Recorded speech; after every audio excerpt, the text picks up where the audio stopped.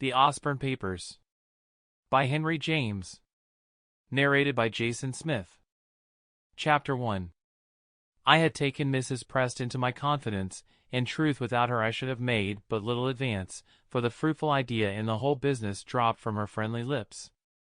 It was she who invented the short cut, who severed the Gordian knot. It is not supposed to be the nature of women to rise as a general thing to the largest and most liberal view, I mean of a practical scheme, but it has struck me that they sometimes throw off a bold conception, such as a man would not have risen to, with singular serenity. Simply ask them to take you in on the footing of a lodger. I don't think that unaided I should have risen to that. I was beating about the bush, trying to be ingenious, wondering by what combination of arts I might become an acquaintance, when she offered this happy suggestion that the way to become an acquaintance was first to become an inmate. Her actual knowledge of the Misses Bordereau was scarcely larger than mine, and indeed I had brought with me from England some definite facts which were new to her. Their name had been mixed up ages before with one of the greatest names of the century, and they lived now in Venice in obscurity, on very small means, unvisited, unapproachable, in a dilapidated old palace on an out-of-the-way canal. This was the substance of my friend's impression of them. She herself had been established in Venice for 15 years and had done a great deal of good there, but the circle of her benevolence did not include the too shy, mysterious, and, as it was somehow supposed, scarcely respectable Americans. They were believed to have lost in their long exile all national quality, besides having had, as their name implied, some French strain in their origin, who asked no favors and desired no attention.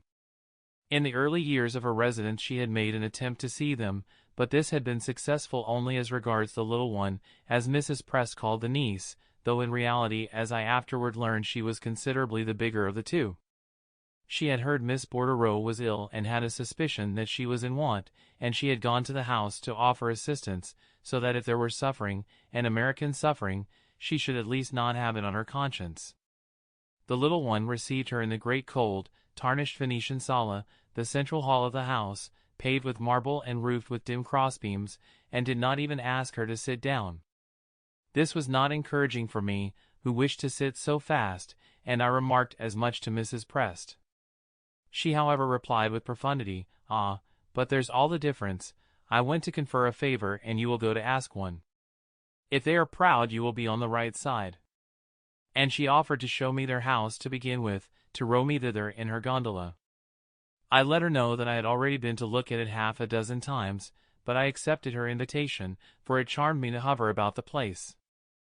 I had made my way to it the day after my arrival in Venice. It had been described to me in advance by the friend in England.